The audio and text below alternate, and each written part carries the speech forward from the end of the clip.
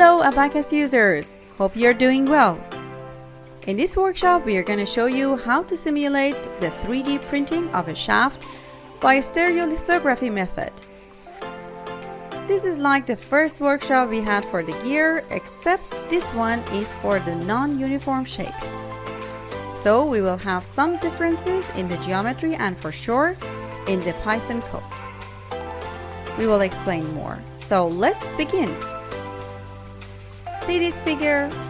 This is the shaft we want to model.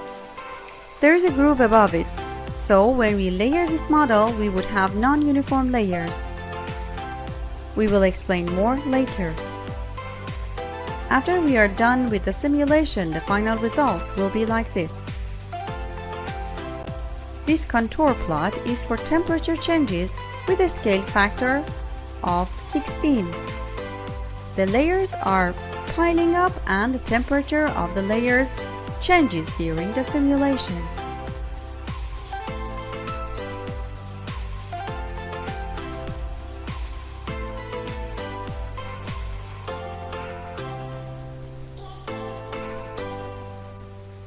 Now let's see the geometry of this shaft. You can see its dimensions in the top view. There will be 35 layers and the thickness of each layer is 4 millimeters. Look at these two models. You can layer the shaft in these two shapes. Both of them are continuous non-uniform layers. However, in the left one, you cannot find any point that will be in common in all layers. But in the right one, you can pick the point from this area, for example. This is the coordinate of this point and only the z component of it will differ in each layer. We would call it the reference point. This point will do the same job as the previous workshop. Remember, as mentioned in the previous workshop, you should not pick the reference point from the model's edges. Next, we have the material properties. The material properties are the exact same ones that we had in the gear workshop. First, the mechanical properties. Density equals 1120 kg per cubic meter. The expansion coefficient equals 0.000124 per Kelvin. And the elasticity will be calculated by the USDFLD subroutine.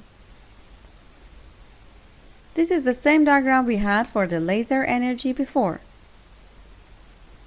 And this is the equation that calculates the laser energy, and all its variables are defined here. We have explained everything in the previous workshop, so we won't bore you again with it.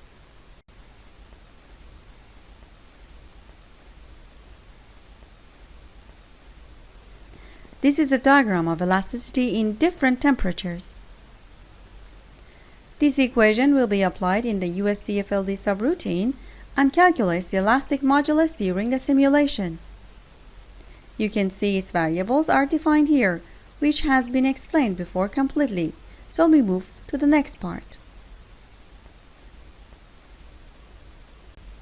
The thermal properties are conductivity, which is temperature dependent, latent heat, and specific heat, and this one is temperature dependent either. Their values are like before and can be seen from these tables. Next, we have boundary conditions. In a simulation, we would have 36 steps. Like before, each layer will be created in one step, and the cooling process will be completed in the last step. The first layer is created in step 1. The bottom surface is fixed in the entire simulation. This time, the top surface is constrained in the U3 direction and will be unconstrained in the next step. The second layer is created in the second step. You can see that the first layer is no longer constrained. The bottom is fixed and the top surface is constrained in the U3 direction. We will have the third layer in the third step. Like before, the second layer is unconstrained. The bottom is fixed and the top surface is constrained in the U3 direction. We have the same procedure for the fourth step. The fixed bottom surface and the constrained top surface in the U3 direction. As you saw, these boundary conditions are the same as in the gear workshop. These conditions will be applied to all layers till the simulation ends. Next, we must apply the temperature changes, which will be calculated by the disk subroutine. The temperature changes diagram of 5 layers is shown here. There is no difference in temperature changes here, and it will be exactly the same as the gear workshop. This is the equation of temperature changes in the first layer. This one is for the second layer. And this one is the general equation. N is the number of layers, I is the layer number, and Tp is the time period. The maximum temperature equals 80 degrees Celsius and the minimum temperature is 25 degrees Celsius. The steps we need to make for simulation are the same as before. First, we must model the part in Abaqus or CAD software.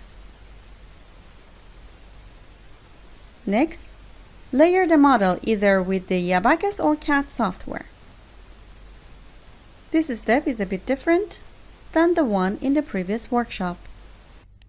Here we need to export and save each layer's file one by one with the .igs or .sat format in a specified directory path. Therefore, we would have 35 files. Next, we need to write the Python code and have it prepared in the same directory path that the layers file are in. The Python code has 4 differences from the one before. We will explain them. In the next step, we must import the layers file directory path in the Python code. Preparing the subroutines and checking if the input data are the ones we need.